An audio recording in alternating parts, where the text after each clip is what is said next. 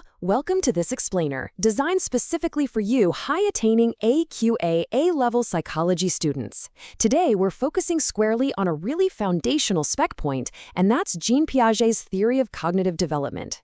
Think of this as your essential I-do phase of a direct instruction lesson. It's totally perfect for your flipped learning before class. So let's jump right in. Here is our roadmap for today. We'll be looking at Piaget's cognitive development theory, covering the AO1 core concepts, jumping into AO2 application and exam practice, and then hitting those AO3 evaluations and debates. We'll finish up with a stretch and challenge, a quick quiz, and a practical study. Section 1. Piaget's cognitive development theory, and connecting this to your prior learning. Okay, before we introduce Piaget's specific terms, let's quickly build a knowledge bridge to what you already know. In earlier topics, you've probably encountered behaviorism, right? Where learning is seen as just a passive response to conditioning. Well, Piaget basically flipped that script. He argued that children are incredibly active learners. They don't just passively soak up information like a sponge. Instead, they dynamically construct their own understanding of the world, moving from really simple physical behaviors all the way up to highly complex abstract reasoning. Keep that core idea of the active constructor in the back of your mind as we look at the mechanics of how this actually happens. Section 2. AO1 Core Concepts Explained. We're talking schemas, assimilation, and accommodation. Right, we're firmly in AO1 territory now. The absolute, literal foundation of Piaget's theory is the schema. A schema is essentially a mental framework or a cognitive structure that helps us interpret and categorize all the new information hitting our brains. Early on in development, these are super simple and behavioral, like a newborn baby's schema for grasping a finger.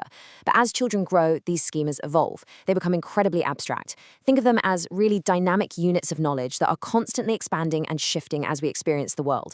Now, notice the stark contrast here between the two ways schemas actually change. On the left, we've got assimilation. This is when a child incorporates new information into an existing schema without fundamentally altering its structure. It just slots right in perfectly. On the right, though, we have accommodation. This happens when new info simply can't be shoehorned into an existing schema. It doesn't fit, so the child must adjust their existing schema or literally create a brand new one to fit this new reality. So basically, assimilation gives us cognitive stability, while accommodation is the real driver of cognitive change. So how do these two processes actually work together? Well, it happens through a cycle called equilibration. Watch how I break this down. Step 1, the child is in a state of equilibrium. Everything makes sense, they have mental balance. Step 2, boom, they encounter new information that just does not fit their current schemas. Step 3, this creates disequilibrium. Now, this is a state of cognitive discomfort or imbalance. It feels frustrating, but this discomfort is absolutely crucial. It's the catalyst for learning. Step 4. To resolve this discomfort, the child has to use accommodation to alter their schemas. Step 5. Once they've updated those mental frameworks, a new, higher level of equilibrium is reached. This cycle, it's literally the engine of cognitive development. Section 3. AO2 Application and Exam Practice. Let's apply Piaget to some real-world scenarios. Let's see how this plays out in everyday life. Picture a child learning to ride a bike. They already have a schema for riding a tricycle, right? You push with your feet, the balance is super stable. When they first get on a two-wheeled pedal bike, they try to assimilate. They try to just push with their feet, and it fails. They fall over. That's disequilibrium. To actually ride the new bike, they must accommodate. They have to fundamentally alter their schema to include pedaling and finding a completely new balance point. Or think about animals. Say a child has a schema for animal that strictly means furry with 4 legs, like a dog. One day they see a tortoise. 4 legs? Yup. So they attempt assimilation. But wait, it has a rock-hard shell and 0 fur. Cue the disequilibrium. The child has to accommodate by creating a new subcategory for reptiles. This perfectly illustrates how children actively construct a much more accurate, logical world. Okay, let's put our examiner hats on. Here's an AQA-style application question, specifically linking to research methods through observation. A researcher observes infants playing with a novel mechanical toy. Apply Piaget's concepts to explain their cognitive adaptation. 4 marks. Watch exactly how a top-tier student structures this to hit all 4 marks efficiently. Step 1.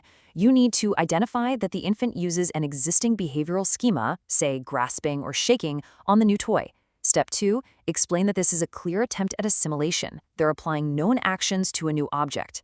Step 3, note that if the toy has, for example, a mechanical button instead of being a simple rattle, shaking it just isn't going to work. This leads directly to cognitive disequilibrium, that mental discomfort. Step 4, conclude that the infant must use accommodation, altering their motor schema to figure out how to press the button, thereby restoring equilibrium. 4 clear steps, 4 distinct points made, 4 marks absolutely secured. Moving right along to Section 4, AO3, Evaluation and Debates. We'll look at strengths, limitations, and those all-important synoptic links. Time to weigh the evidence. On the strength side, we have to acknowledge that Piaget is basically the godfather of modern primary education. That constructivist, discovery-based learning you see in classrooms, that stems straight from his work. He also gave us a comprehensive, biologically grounded framework that genuinely respects children as active learners. However, the limitations are pretty significant. Piaget notoriously underestimated infant abilities.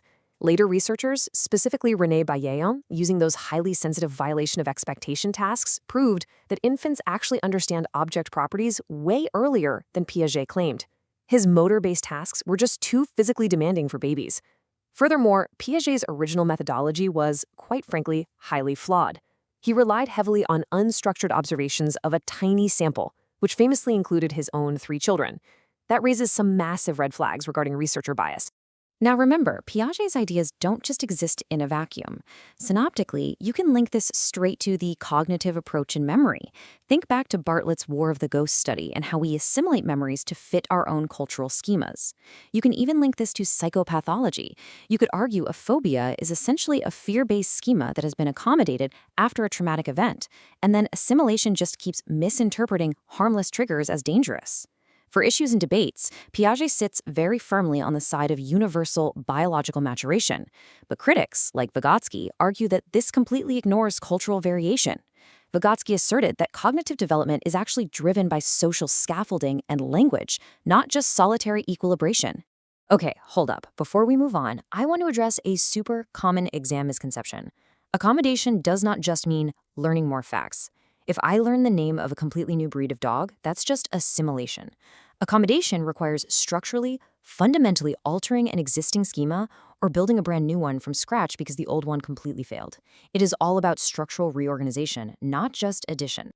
Section 5, Stretch, Challenge, and Quiz. Let's really deepen your understanding. I want you to take a second and really chew on these 2 prompts. First, how exactly does Vygotsky's intense focus on social interaction challenge Piaget's idea that learning is just a solitary internal process of equilibration? Second, think deeply about psychopathology. How does the concept of assimilation explain why someone with an intense dog phobia views a tiny, friendly, tail-wagging puppy as a deadly threat? Take a moment to mentally explore those connections. All right, pop quiz time. Let's test your immediate recall with a quick, low-stakes quiz. Question 1. What is the state of cognitive discomfort called when new information does not fit an existing schema? Have a think.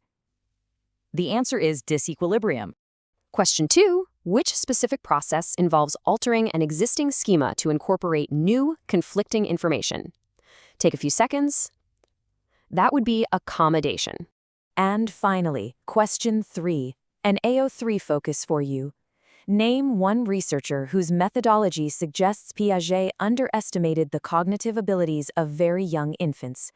Think back to our evaluation slide. The answer is René Bailléon, famous for her violation of expectation tasks.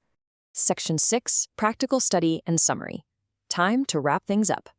To really cement this theory in your brain, try a simple, ethical, naturalistic observation yourself. With permission, observe a younger sibling or family member interacting with a totally unfamiliar object or toy. Watch closely for their initial attempts at assimilation, where they try to use the new toy like something they already know.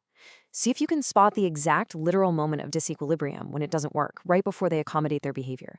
Honestly, it brings the whole theory to life instantly. And that brings us to the end of today's explainer. To summarize, you now know the core AO1 mechanics of schema: assimilation, accommodation, and equilibrium. You know exactly how to apply these to AO2 real-world scenarios and hit those exam marks. Plus, you have robust AO3 evaluations ready to go, contrasting Piaget's active constructivist strengths against his flawed methodology and lack of cultural focus. You are absolutely prepared to take these concepts into your classroom activities. But I'll leave you with this final thought to ponder.